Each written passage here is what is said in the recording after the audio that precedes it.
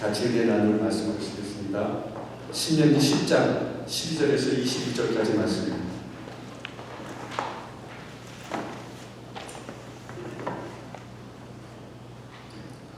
신명기 10장 12절에서 22절까지 말씀을 찾으셨으면 한 절씩 읽도록 하겠습니다. 이스라엘아, 내 하나님 여호와께서 내게 요구하시는 것이 무엇이냐? 곧 내 하나님 여호와를 경외하여 그의 모든 도를 행하고 그를 사랑하며 마음을 다하고 뜻을 다하여 내 하나님 여호와를 섬기고 내가 오늘 행복을 위하여 내게 명하는 여호와의 명령과 규례를 지킬 것이니라.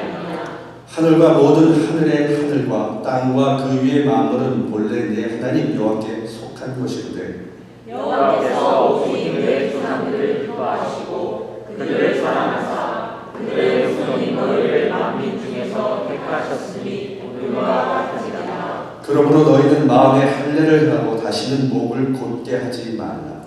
너희 하나님 여호와는 신 가운데 신이시며 주 가운데 주시요 크고 능하시며 부러우신 하나님이시라. 사람을 외모로 보지 아니하시며 외모를 받지 아니하시고 고와 과부를 위하여 정의를 행하시며 나그네를 사랑하여 그에게 떡과 옷을 주시나니 너희는 나그네를 사랑하라. 전에 너희도 애굽 땅에서 나그네 되었습니다. 내 하나님 여호와를 경외하여 그를 섬기며 그에게 의지하고 그의 이름으로 맹세하라.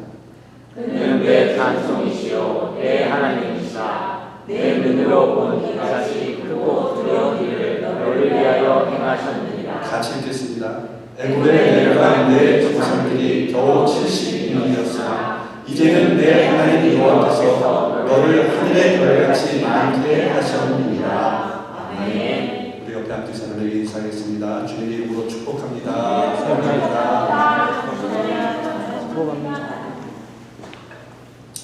여러분, 오늘 여러분과 나눌 말씀을 드리고 하나님께서 요구하시는 것이라는 점입니다. 여러분, 축구를 좋아하십니까? 이렇게 질문을 하면 보통 남자들은 대부분이 좋아한다고 얘기하는데 여자들은 반반인 것 같기도 하고요. 그렇습니다. 얼마 전에 베트남의 국가대표 감독이 누구죠? 박항서 감독이라고 있어요. 박항서 감독이 베트남의 국가대표를 맡아가지고 한번 열풍을 일으켰죠. 최하위 그룹에 있던 아시아의 베트남 국가대표가 웬만한 그런 나라들을 다 이기는 거예요. 이기고 일본과 비기고 이런 식으로 좋은 성적을 많이 내는 거예요. 그리고 한국에는 벤투 감독이라고 있잖아요. 이 감독이 취임을 해서 보통 축구 선수들의 성향을 파악하고 대표 선수를 다시 뽑거든요. 그래서 이 감독이 원하는 어떤 포메이션이나 시스템들이 다 있어요. 그래서 어떤 사람은 4-4-2라든가 4-2-2라든가 4-2-3이라든가 이렇게 여러 가지 포메이션을 생각하고 선수들을 뽑아서 그렇게 훈련을 시켜가지고 자기 스타일로 축구를 만들어요. 공격형 축구를 하는 감독도 있고 수비형 축구를 하는 감독도 있고 이렇게 만듭니다. 그런데 아무나 쓰는 것이 아니라 감독이 원하는 스타일의 선수들을 뽑아요. 가장 적재적소에 그 선수를 뽑아서 그 포메이션, 자기가 그리고 있는 어떤 포메이션에 그 선수를 잘 활용해서 그렇게 경기를 하는 것이죠. 그래서 핵심은 그 선수가 얼마나 감독의 요구에 부합되는가 그거를 보는 거죠. 가장 적합한 선수를 뽑는 거죠. 오늘 본문에 보면 하나님께서도 이스라엘 백성들에게 하나님의 요구사항을 얘기하십니다. 그래서 12절에 그렇게 얘기하세요. 요구하시는 내용을 이것이다 라고 말씀하시면서 본문 14절 15절에 보면 하늘과 모든 하늘과 땅과 그 위의 만물은 원래 내 하나님 여호와께 속한 것이되되 여호와께서 오직 내 조상들을 기뻐하시고 그들을 사랑하사 그들의 후손이 너희를 만민 중에 택하셨으니 오늘과 같으니라. 이렇게 말씀하시면서 얘기를 하세요. 요구사항. 그러니까 하나님께서 이 만물과 이 세상의 모든 것들이 다 만드신 분이라는 거예요. 그것을 소유하신 분이 하나님이시라는 거예요. 그걸 먼저 말씀하세요. 그런데 하나님이 만물의 주인이시고 만물을 다 사랑하실 수 있는 분인데 그 중에서도 이스라엘 백성을 택했다는 거예요. 그들은 선민이라는 거죠. 많은 민족 중에서 이 이스라엘 백성을 택하셔서 하나님의 요구를 말씀하고 있는 거예요. 하나님의 사랑을 받을 만한 자격을 갖춰야 한다고 그렇게 얘기하는 거죠. 그 요구사항을 얘기하는 거죠. 너희들이 내가 택한 선민이니까 내가 원하는 요구대로 그렇게 살아라. 이런 요구는 지금 우리에게도 해당되는 거예요. 하나님을 믿는 그런 자녀들, 하나님을 믿고 구원받은 사람들, 그런 사람들에게도 해당되는 말이죠. 여러분, 세계 인구가 지금 76억인데 이 76억 중에서 우리를 하나님이 택하신 거예요. 그래서 구원시켜 주신 거예요. 아멘. 그런 은혜가 있어요. 그런 하나님의 사랑이 우리한테 항상 있는 거예요. 그래서 그것에 대한 보답을 해줘야 돼요. 그래서 하나님이 요구하시는 것이 무엇인가를 귀담아 들어야 돼요. 귀를 기울여서. 저와 여러분이 수고하고 노력한 대가로 구원받은 것이 아니잖아요. 여러분이 뭐 능력이 많아서 하나님께 모든 것을 드리고 헌신을 많이 했기 때문에 구원받은 것이 아닌 것입니다. 하나님은 그저 무조건적으로 우리를 택하셔서 구원시켜 주신 거예요. 아멘. 그렇기 때문에 우리는 감사함으로 하나님의 요구에 응답하는 것이 성도로서 하나님의 자녀로서의 바른 자세인 겁니다. 아멘.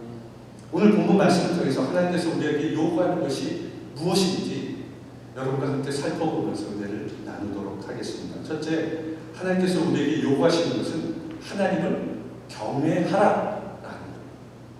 여러분, 하나님을 경외하고 있습니까? 아멘. 대답 안 하시는 분들은 경외 안 하세요? 여러분, 12절에 보면 이스라엘아, 내 하나님 여호와께서 내게 요구하시는 것이 무엇이냐?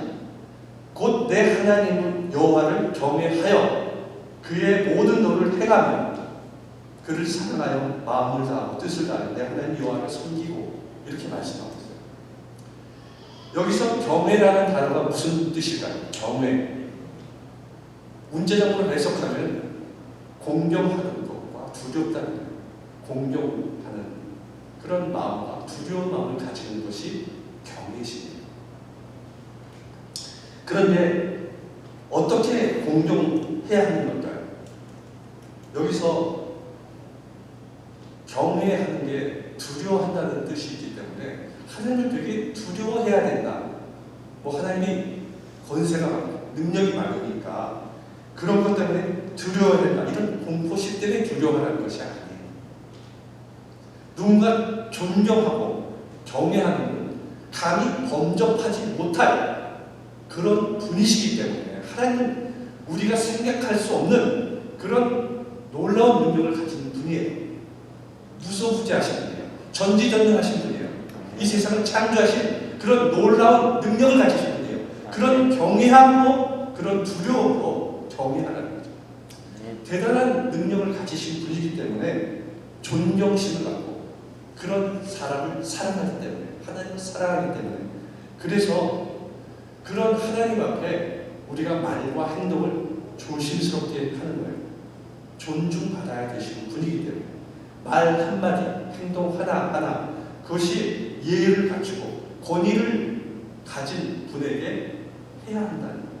그게 경외심입니다.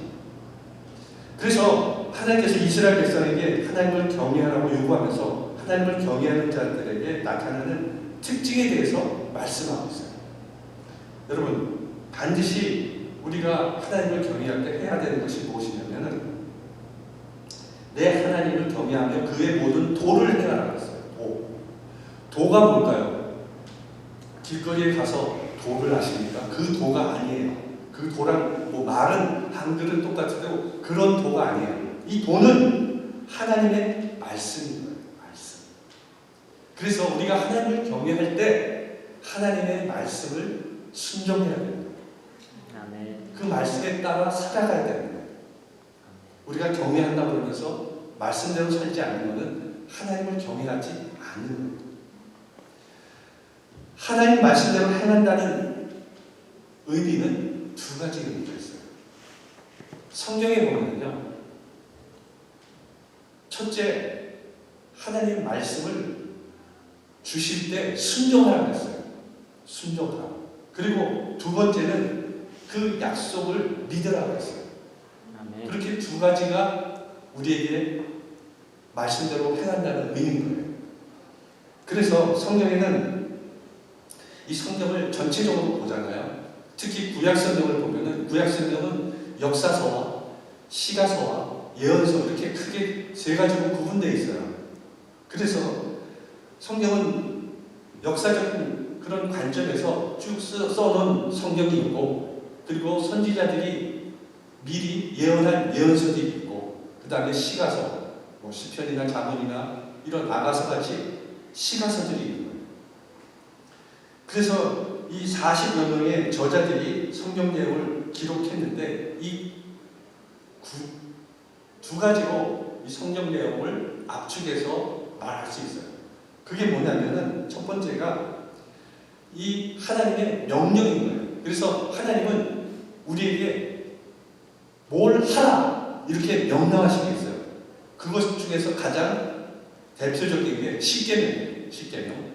그래서 십계명은 부모 하나님을 우상 섬기지 말고 하나님만을 예배드리는, 하나님만을 섬기라는 그런 말씀을 하시고, 그리고 부모를 공경하라, 도적질하지 말라, 남의 것을 탐하지 말라, 이런 명령을 계속 하셨어요. 그것을 행해야 되는 거예요. 그리고 신약에도 보면 항상 기뻐하라, 쉬지 말고 기도하라, 범사에 감사하라, 이렇게 예수님도 명령을 하신 거예요. 이거는 명령이에요. 해도 되고 안 해도 되고 하는 선택사항이 아닌 거예요. 그렇게 명령하셨어요. 그리고 하나님을 사랑하고 내 이웃을 내 몸같이 사랑하라. 하나님이 이렇게 다 계명을 주셨어요. 이 계명은 꼭 하라는 명령인 거죠. 그리고 예수님은 70번씩 7번이라도 용서해 주라고 했어요. 이렇게 명령하신 거예요. 그 명령에 순종해야 되는 거예요. 순종해야 되는 거예요. 이유나 타협이 있을 수 없는 거예요. 이것은 무조건적인 순종을 해야 되는 거예요. 명령. 그리고 두 번째가 약속의 말씀을 주셨어요. 이사야서 41장 10절에 보면 두려워하지 말라. 내가 너와 함께하리라. 놀라지 말라. 나는 내 하나님이 되리라. 내가 너를 굳세게 하리라. 참으로 너를 도와주리라. 참으로 나의 의로운 손으로 너를 붙들리라. 이 말씀은요, 약속의 말씀이에요. 약속의 말씀. 내가 너에게 이렇게 해주겠다는 거예요. 이 약속의 말씀을 믿으라는 거죠. 그리고 마태복음 7장 17절에서 8절에 보면 구하라 그리하면 주실 것이요, 찾으라 그러면 찾을 것이요, 문을 두드리라 그러면 너에게 열릴 것이니, 구하는 이마다 받을 것이요, 찾는 이가 찾을 것이요, 두드리는 게 열릴 것입니다. 이렇게 우리에게 약속의 말씀을 주셨어요. 그래서 찾으라는 거예요. 구하라는 거예요. 그 약속의 말씀을 믿는 자들이 그 말씀의 능력이, 역사가 임하게 된다는 거죠. 여러분, 하나님을 경외하고 하나님께 철저하게 순종한 사람, 그리고 하나님의 약속을 믿었던 그런 사람의 대표적인 인물이 누구죠? 아브라함이죠. 이 아브라함은 독자 이삭을 번제로 드리라고 하니까 바로 순종하고 그 다음날 번제로 드릴 나무와 그 이삭과 그 종들을 데리고 모리아산으로 떠납니다. 그렇게 생각을 해보면은 진짜 아브라함은 일도 생각이 없는 사람이니까 이렇게 생각할 수 있는데, 그는 진짜로 독자 이삭을 드리는 그런 일에 전혀 하나도 자기의 생각을 갖지 않았어요. 그냥 하나님이 말씀하시는 것을 따라간다, 난 무조건 순종한다, 이 생각밖에 하지 않았던 사람이에요. 신앙은 약속을 근거하는 믿음의 결단인 거예요. 이 성경 말씀이 하나님이 이렇게 하라는 명령과 다 약속의 말씀이에요. 약속의 말씀. 커버넌트죠. 커버넌트. 그래서 그 약속을 믿으려면 결단해야 돼요. 하나님, 이 말씀을 나에게 주셨으니까 내가 결단합니다. 이렇게 살겠습니다. 그렇게 할 때 하나님이 놀라운 길로 우리를 인도해 주시는 거예요. 아브라함이 겉으로 보면 되게 무모한 사람 같아 보여요. 그 복자를 바치라고 한다고 바로 번제로 드리는 거 이렇게 하는 것처럼 보이지만 이 아브라함 믿음에는 철저하게 하나님의 약속을 믿는 믿음이 있었어요. 계산된 믿음이 있었어요. 히브리서 11장 17절에서 19절에 보면 아브라함은 시험을 받았을 때 믿음으로 이삭을 드렸으니 그는 약속들을 받은 자로되 그 외아들을 드렸느니라. 그에게 이미 말씀하시기를 내 자손이라 칭할 자는 이삭으로 말미암았으리라 하셨으니 그가 하나님이 능히 이삭을 죽은 자 가운데서 다시 살리실 줄을 생각하니라. 비유컨대 그를 죽은 자 가운데서 도로 받은 것이니라. 이렇게 하나님이 네가 이삭을 내가 너에게 줬는데 그 이삭을 통해서만 그렇게 자손을 주겠다는 거예요. 그 자손이 네 자손이라는 거예요. 그 약속의 말씀을 주셨잖아요. 그러니까 그것을 하나님은 믿었어요. 그 약속의 말씀을 믿고 하나님이 어쨌든지 자손을 나에게 축복해 주시고 이렇게 하실 거니까 이삭을 통해서 축복이 이루어질 거니까 바치라고 바치는 거죠. 약속의 말씀을 믿었기 때문에 그렇게 담대하게 이삭을 바칠 수 있었던 거예요. 하나님께서 이삭을 통해서 내 자손이 하늘의 별과 같을 것이다 라고 말씀을 하셨잖아요. 그 약속의 말씀을 믿었던 거예요. 그래서 지금 나에게 이삭을 본대로 드리라고 명령하셨다면 내가 이삭을 본대로 드릴지라도 하나님은 반드시 그를 살려낼 것이다. 살려낼 것이다. 하나님께서 약속하겠습니다. 하나님은 변개치 않으신 분이잖아요.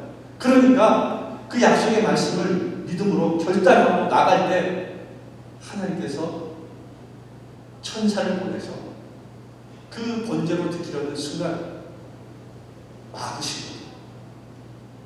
창세기 22장 12절 보면은 사자가 이르시되 그 아이에게서 내 손을 대지 말라. 그에게 아무 일도 하지 말라. 내가 내 아들 내 독자까지도 내게 아끼지 아니하였으니 내가 이제야 내가 하나님을 경외하는 줄 아노라. 아멘. 이게 경외함이에요. 하나님의 약속을 말씀을 믿고요. 그것이 어찌하든지 어떻게 되든지 그 말씀대로 따라가는 거죠. 순종하는 거죠. 이게 경외함입니다. 하나님을 경외하는 자는 그래서 약속의 말씀을 믿고 순종함으로 말미암아서 하나님의 놀라운 축복을 능력을 받게 되는 것입니다.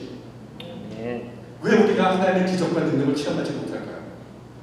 히브리서 13장 8절에 보면 예수 그리스도는 어제나 오늘이나 동일하시라고 했어요. 하나님은 어제나 오늘이나 영원토록 동일하신 분이에요. 아브라함과 이삭과 야곱에게 능력을 행하셨던 하나님, 모세를 통해서 홍해를 갈랐던 하나님은 지금도 역사하는 지금도 동일한 하나님이세요. 그 역사가 우리에게도 임할 줄 믿습니다. 그 약속을 믿는 자들에게 놀라운 능력이 임할 줄 믿습니다. 여러분, 우리가 왜 가끔 가다가 하나님은 나에게 왜 능력을 행하지 않으십니까? 왜 하나님은 성경에 나와 있는 그 많은 놀라운 능력들이 나는 체험하지 못할까요? 그렇게 의문을 가진 분이 있을 거예요. 이유는 간단해요. 하나님의 약속을 믿지 않고 하나님의 말씀에 절대적으로 순종하지 않기 때문에요. 여러분, 우리가 하나님의 약속을 믿고 기도하며 하나님의 말씀에 순종하기만 하면 아브라함에게 역사했던 그런 하나님의 능력이 여러분에게 임할 줄 믿습니다. 13절에 보면 내가 오늘 내 행복을 위하여 내게 명하는 여호와의 명령과 규례를 지킬 것이 아니냐. 우리가 하나님의 말씀에 순종해야 되는 이유는 하나님을 위해서가 아니에요. 13절에 내가 오늘 내 행복을 위하여 내 규례와 명령을 지키라는 거예요. 나를 위해서 내 명령을 지키라는 것이 아니었어요. 하나님, 너희들이 행복하게 해서 명령과 규례를 지키라는 거죠. 여러분, 하나님께 우리가 와서 뭐 하나님 위해서 뭘 일을 하고 헌신을 하고 뭐 예물을 드리고 이거를 하나님이 물론 기뻐 받으세요. 그런데 이것이 하나님의 부자가 되기 위해서, 하나님 더 많은 뭘 쌓기 위해서 그렇게 원하시는 것이 아니에요. 하나님은 우리에게 진짜로 뭔가를 막 받기를 원하시고 필요를 채우기 위해서 그렇게 뭔가를 얻기 위해서 노력하시는 분이 아니에요. 철저하게 하나님은 우리를 위해서, 우리를 사랑하셔서 우리에게 뭔가를 더 얻기 위해서, 그 하나님을 의지하도록 만들기 위해서 모든 것을 다 우리에게 주시는 분이세요. 아멘. 그래서 하나님께서 철저하게 우리가 말씀에 순종하라고 하신 이유는 우리를 행복하게 만들어 주시기 위함입니다. 여러분 모두 성경에 나와 있는 하나님의 약속을 철저히 믿고 하나님이 요구하신 대로 하나님을 경외하며 하나님 말씀 가운데 순종하심으로 하나님의 놀라운 기적과 능력을 체험하며 살아가는 여러분 되시기를 예수님 이름으로 축원합니다. 아멘. 여러분이 가지고 있는 모든 것을 내려놓으셔야 돼요. 그래야 하나님이 역사하실 수 있는 겁니다. 나의 모든 생각과 나의 모든 계획들을 잠시 내려놓고 하나님의 그 음성에 귀를 기울이셔야 돼요. 성령의 인도하심을 받아 나가셔야 된다는 겁니다. 그래야 하나님이 환경의 문을 열어놓고 여러분들을 이끌어 가실 수 있는 겁니다. 내 생각대로 뭔가를 자꾸 해보려고 한다 그러면 결국 늪에 빠지고 말아요. 자기 생각에, 자기 계획에 늪에 빠져서 거기서 계속 헤매는 거죠. 그러나 하나님을 계속 의지하며 하나님의 역사하신 그 하나님의 인도함을 받기 위해서 계속 하나님의 말씀에 귀를 열어놓고 하나님의 인도하심을 받는다면 반드시 하나님이 선한 길, 여러분이 복된 길로 인도해 주십니다. 아멘. 여러분 모두 환경의 문을 열어주시고 구하는 것이나 생각 가운데 넘치도록 능하시는 그 하나님을 만나시고 놀라운 능력을 체험하며 살아가는 여러분 되시기를 예수님 이름으로 축원합니다. 아멘. 두 번째, 하나님은 하나님을 사랑할 것을 우리에게 요구하셨어요. 12절에 보면 이스라엘 아래 하나님 여호와께서 내게 요구하는 것이 무엇이냐 하시면서 그를 사랑하며 마음을 다하고 뜻을 다하여 내 하나님 여호와를 섬기고 이렇게 말씀하고 있어요. 하나님을 사랑하라고 그렇게 명령하신 거예요. 예수님도 그렇게 명령하셨잖아요. 우리에게 두 가지 계명 주신 게 하나님을 사랑하라는 계명과 이웃을 사랑하라는 계명, 이것은 우리에게 명령하신 거죠. 하나님이 가장 그런데 염려스러운 것이 뭐냐면 이스라엘 백성들을 보면은 그들이 우상 숭배에서 벗어나지 못하는 거예요. 그들이 가나안 땅을 줬잖아요. 하나님이 젖과 꿀이 흐르는 가나안 땅을 이스라엘 백성들에게 줬어요. 그런데 그 가나안 땅에 들어가서 그들이 하나님만을 섬기고 하나님께만을 예배하는, 하나님만을 사랑하는 그런 백성으로 살아가야 되는데 그 가나안 땅에 있는 우상들을 섬기는 거예요. 그 우상들을 자꾸 섬기니까 걱정스러워요. 그래서 이 말씀이 하나님이 가나안 땅에 들어가기 전에 이스라엘 백성들에게 모세를 통해서 하신 말씀입니다. 그들이 혹시나 가나안 땅에 있는 우상들을 섬길까봐 그래서 하나님만을 사랑하라는 거예요. 너희들은 하나님만을 봐야 된다는 거예요. 하나님만을 섬겨야 된다는 거예요. 이렇게 강조하신 거예요. 명령하신 거예요. 보통 사람은 여러분 사랑하는 대상에게 마음을 뺏기게 되어 있잖아요. 그래서 그 사람을 위해서 자기의 몸과 마음을 헌신하며 살아가는 사람들이 있잖아요. 특히 자녀를 두신 분들은 그런 생각을 하잖아요. 자녀를 위해서 어떤 희생과 노력을 다 하시잖아요. 자녀들이 필요한 것을 주어도 아깝지가 않잖아요. 부모들이 마음이 그렇잖아요. 그래서 아이들을 양육하는 부모들은 아이들에게 준 것을 대가를 바라지 않고 그리고 항상 사랑하는 마음으로 자녀를 잘 보살피고 양육을 하죠. 여러분 아이돌 그룹을 여러분 잘 아시죠? BTS나 이런 아이돌 그룹이 한국에는 되게 많잖아요. 그런데 이 아이돌을 따라다니는 팬클럽들이 있어요. 팬클럽. BTS는 아미라고 그러더라고요. 이런 팬클럽들이 있는데 그 사람들이 대단하다는 생각이 어떨 땐 들어요. 이 기사를 보면은 이 팬클럽들이 가끔 가다가 아이돌 중에서 연기자가 있어가지고 드라마를 찍는데 드라마 현장에 밥차를 보내가지고요. 그 드라마에 나오는 출연진과 스태프들에게 밥을 사준대요. 돈을 모아가지고. 그리고 커피차를 어떨 때는 보내준대요. 그렇게 그 아이돌을 너무 사랑하니까, 너무 좋아하니까 자기 돈을 모아서 그 사람이 가고 있는 데다가 돈을 써서 그 사람을 밥을 사주고 선물을 사주고 이렇게 쫓아다닌다는 거죠.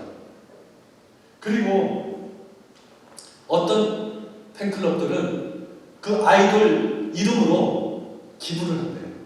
그 아이돌이 사회적으로 기부를 하면은 이름이 나오잖아요. 누가 기부를 얼마 했다. 이렇게 팬들이 돈을 모아서 그 아이돌 이름으로 사회에 또 기부도 한대요. 그래서 그 사람이 사회적으로 존경받을 수 있고 사랑받는 사람이 될 수 있도록 그 팬클럽들이 그렇게 한다는 거예요.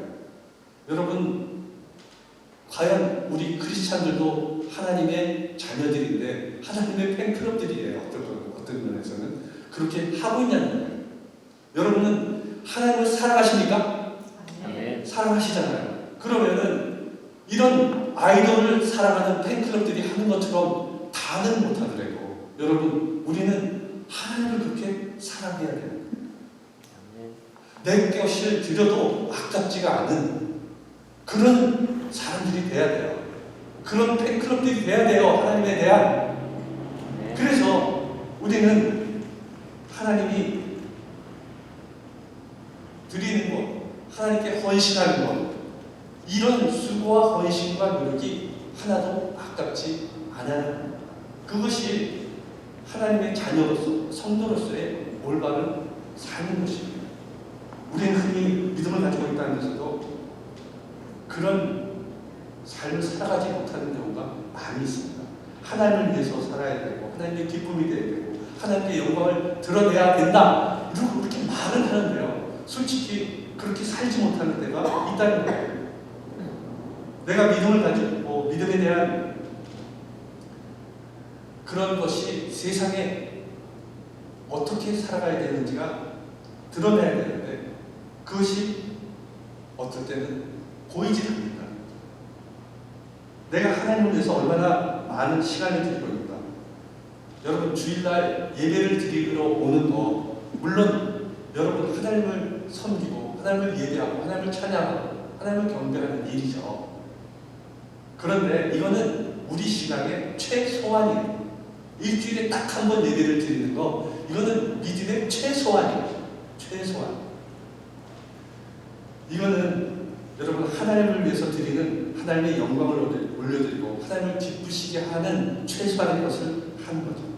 그래서 어떤 분은 일주일에 한 번 예배를 와서 드리는 것도 큰 거라고, 이거는 나의 삶의 가장 큰 일이라고 생각하기 때문에 인색할 수밖에 없는 거예요. 하나님께 하는 일. 거창에 가면은 거창고등학교라고 있습니다. 이 학교는 사립학교인데요. 기독교 신앙으로 설립한 명문학교예요. 이 세계적인 지휘자 정명훈이라는 사람이 있어요. 정명훈. 이 아들 둘이 있는데요. 이 아들 둘을 이 거창까지 내려보냈어요. 그 학교에 집어넣었어요. 그 정도로 유명한 학교로 그렇게 소문이 난 학교인 것입니다. 그런데 이 거창 고등학교를 세운 분이 전영창이라는 그런 교장 선생님이세요. 이분은 미국에서 유학을 하셔가지고 공부를 하셨는데 웨스트민스터 신학교랑 웨스트 신학교 그리고 콩코디아라는 신학대학에서 공부를 하셨어요. 그리고 한국에 돌아오면은 대학교 부총장으로 이미 예정이 돼 있었던 그런 분이세요. 그런데 오기 전에 교회 가서 누가 설교를 해달라 그래가지고 미국 교회에서 설교를 하시게 됐어요. 근데 설교를 이렇게 하시는데 이 사모님이랑 목사님 얼굴 표정이 너무 안 좋으신 거예요. 그래서 왜 막 얼굴이 진짜 뭐 기쁨이 없어 보이고 되게 슬퍼 보이는 거예요. 그래서 왜 그런가 물어봤어요.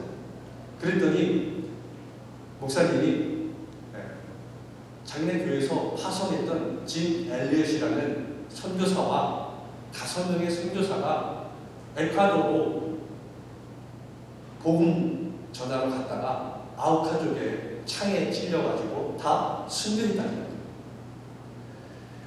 그래서 교회에 큰 슬픔이 있기 때문에 그렇다는 거예요. 이 짐 엘리엇 선교사는 이야기, 그리고 5명의 이 선교사 이야기가 영화로도 만들어졌어요. 그래서 End of the Spear라는 그런 영화가 있어요. 이 짐 엘리엇 선교사는 영원한 것을 얻기 위해 영원하지 않는 것을 버리는 것은 부끄러운 일이 아니라고 했어요. 어리석은 일이 아니다. 그건 바보가 아니다고 했어요. 이 짐 엘리엇이 죽고 난 후에 그래서 결국엔 그 종말이 어떻게 되냐면요. 엘리자베스라는 그 엘리엇의 아내가 다시 그 아우카족으로 들어가요. 그들은 사람들이 외부 사람들을 오면 다 죽이는데 여자는 안 죽여요. 그래서 들어가서 그들과 함께 생활하면서 그들을 잘 섬겨줘요. 그리고 그들을 다 복음화시킵니다. 종말에는 그들이 다 예수를 믿는 그런 부족이 돼요. 아우카족. 그런데 이야기를 듣고 이 전영찬 선생님이 도전을 받게 돼요. 그렇게 오지 죽을 수도 있는 그런 오지에 그 선교사님들이 들어가서 다 순교를 당한 이야기를 듣고 나서 이렇게 기도해요. 하나님, 자신과 아무 연고도 없는 복음을 전하기 위해서 가서 순교한 선교사님이 있습니다. 그들은 자신의 만족과 안위를 위해서가 아니라 하나님의 영광을 위해서 살다가 그렇게 순교했습니다. 과연 내가 내 자신을 위해서가 아니라 하나님을 위하여 전쟁으로 황폐하게 된 우리 민족을 위하여 내가 할 수 있는 일이 무엇이겠습니까? 나를 위해서가 아니라 하나님을 위해서 할 수 있는 일을 내게 보여주시고 그 길을 보여주시면 제가 그 길로 순종하며 쫓아가겠습니다. 라고 기도하고 세운 학교가 이 거창고등학교예요. 그래서 이 거창고등학교는 교훈이 이거예요. 큰 길로 가지 말고 십자가의 길을 택하라. 이게 교훈이에요. 여러분, 하루에 적은 시간이라도 이 전체 삶을 다 드리라고 성도들에게 말하는 것이 아니에요. 하루에 적은 시간이라도 하나님의 영광과 기쁨을 위해서 우리가 무엇인가를 해야 한다는 거예요. 예를 들면 기도할 때 여러분 혼자 기도하거나 같이 누가 하거나 우리 성도들이 같이 기도할 때 내 기도 제목만 하는 것이 아니라 같이 기도 제목을 나누고 그를 위해서 다른 사람들 성도들 위해서 기도해 주는 거죠. 그렇게 하라는 거예요. 그리고 지금 어렵고 힘든 환경에 처해 있는 성도들이 있다면 그를 위해서 간절하고 기도해 주는 거예요. 그리고 나보다 훨씬 신앙이 없고 또 하나님을 모르는 사람들, 그 영혼들을 위해서도 기도해야 돼요. 그것이 하나님을 기쁘시게 하는 거예요. 그들이 하나님을 모르고 죽음의 길로 가고 있는데 그 영혼들을 구원으로 길로 인도해 달라고 기도하는 거, 그래서 그들을 잘 섬겨주는 거, 이것이 하나님의 영광을 올려드리는 거예요. 하나님을 기쁘시게 하는 거예요. 여러분 모두 하나님 위해서 살아가는 믿음의 결단을 보이심으로 하나님께 칭찬받고 하나님의 축복을 누리며 살아가는 여러분 되시기를 예수님 이름으로 축원합니다. 아멘. 영국 속담에요, 이런 속담이 있어요. 평온한 바다는 결코 유능한 뱃사람을 만들 수 없다. 여러분, 바다가 잔잔하면 그 평온하면 그 배를 움직이는 뱃사람들이 어떤 능력을 나타낼 수 있을까요? 평온한 바다에서는 그럴 수 없다는 거예요. 그런데 거친 폭풍과 비바람이 막 몰아칠 때 이 뱃사람들이 유능한 뱃사람으로 거듭나게 된다는 거죠. 이와 같이 아무런 문제가 없고 평탄한 가운데 유능한 성도가 만들어지는 것이 아니에요. 나에게 많은 풍파가 몰아치고 어려운 환경이 임한다는 것은 나를 하나님이 다듬어서 유능한 성도로 만들어 가시고 있다는 증거인 거예요. 네. 그래서 내가 어떻게 하면 하나님 위해 살아갈 것인가, 내가 하나님의 영광이 되고 하나님의 기쁨이 될 것인가, 그것은 어떠한 고난과 환난 가운데서도 낙심하지 않고 하나님을 섬기며 살아가는 거예요. 아멘. 그것이 하나님을 기쁘시게 하는 거예요. 아멘. 세 번째로는 하나님은 나그네를 사랑하라고 요구하셨어요.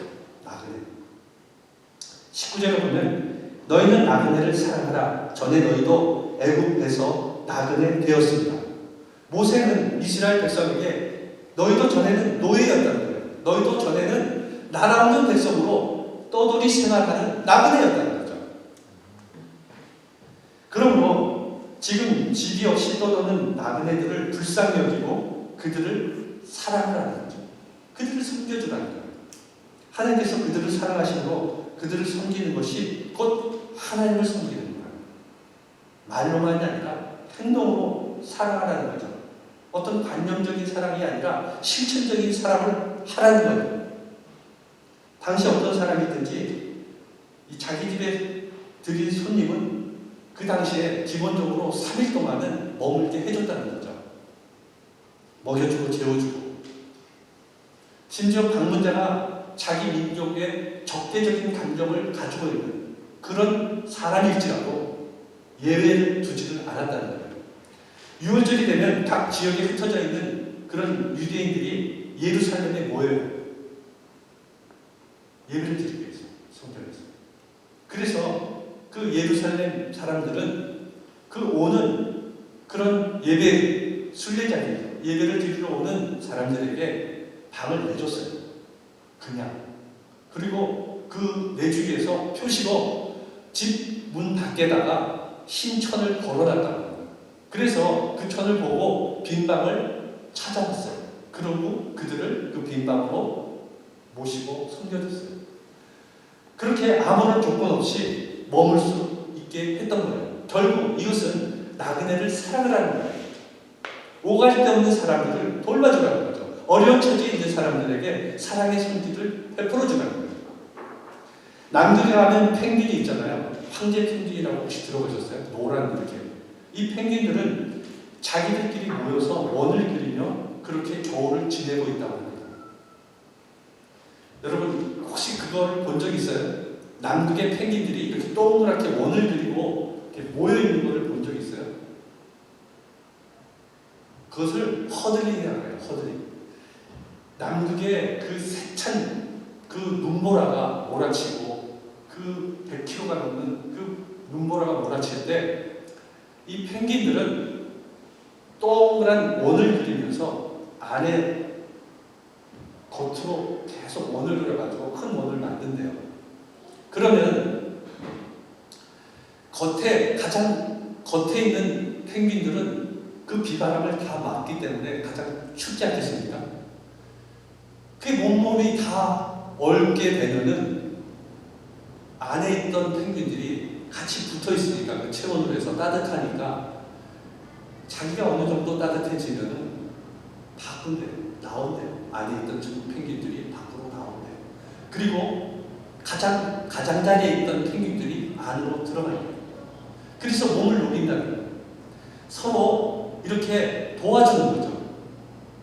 만일 이 펭귄들이 자기만 살기 위해서 혼자 따로 생존하기 위해서 애를 쓰고 떨어져 있었다면 다 얼어서 죽고 말았을 거예요. 그런데 이 펭귄들은 이 영하 50도 이 추위에도 버틸 수 있었던 것이 이런 허들링이라는 원을 그리면서 자신들의 체온을 유지해 나갔기 때문에 생존할 수 있었다. 여러분 우리 성도들도 항상 이렇게 성도들끼리라도 배려하면서 나가야 돼요. 하나님께서 여러분을 사랑하시는 이유가 뭐라고 생각하세요? 여러분들이 외모가 잘나서 재물이 많아서 능력이 많아서 뭔가를 잘하기 때문에 그런 이유가 아닙니다. 여러분 하나님께서 여러분을 사랑하시는 데는 이유가 없어요. 그냥 무조건 사랑하세요. 아멘. 우리의 모난 부분이나 부족한 부분까지도 하나님은 우리를 사랑하세요. 아멘. 그리고 다 알고 계세요.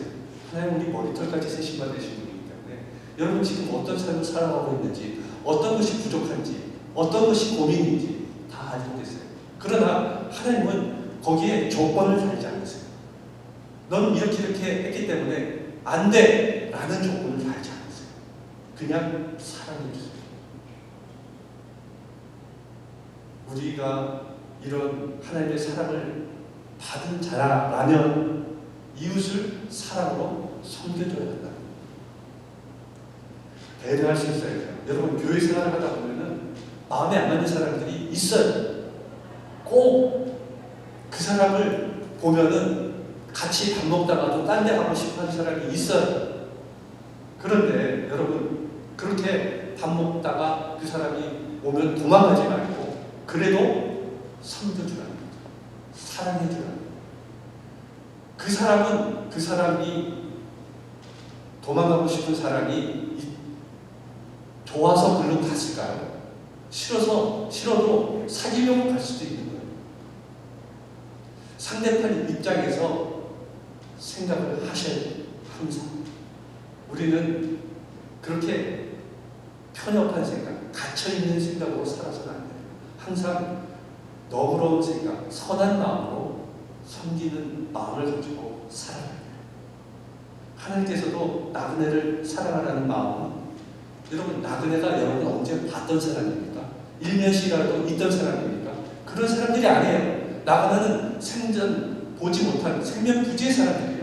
그런데 그런 사람을 사랑하라는 것은 누구나 사랑하라는 거예요. 다 사랑해주라는 거예요. 그래서 그런 사람들 위해서 펭귄처럼 내 자리를 내주고 그 사람들이 오지에서 한 데서 잠자지 않고 자기 자리를 내줄 수 있는 희생의 모범을 보여주는 거죠. 그럴 때 하나님이 그 마음을 감동시키시고 그들이 하나님의 사람으로 변화될 수 있습니다. 나의 희생과 배려 이것을 통해서 하나님의 은혜와 능력이 임하게 해주신다. 우리가 희생하는 거에는 반드시 대가가 따릅니다. 우리가 무엇을 했는지 어떤 삶을 살았는지 우리는 기억하지 못할 수도 있어요. 그러나 하나님은 반드시 기억하고 계신다. 그래서 나를 주장하기보다는 예수 그리스도의 마음을 가지고 남을 나보다 낫게 여기는 그런 사람이 되어야 합니다. 그래야 하나님께서 상급과 은혜를 주신다는 거예요. 여러분 성도는 나의 생각과 나의 요구대로 살아가는 사람이 아니에요. 내가 하고 싶은 대로 다 하며 살아가는 그런 사람들이 아닙니다. 성도는 하나님의 요구대로 살아가야 하는 자들입니다. 반드시 하나님의 요구를 하나하나 들어주며 살아가야 돼요. 하나님의 상급과 축복이 하나님의 요구대로 살아갈 때 임하게 해주신다고 했어요. 우리를 행복하게 해주신다고 했어요.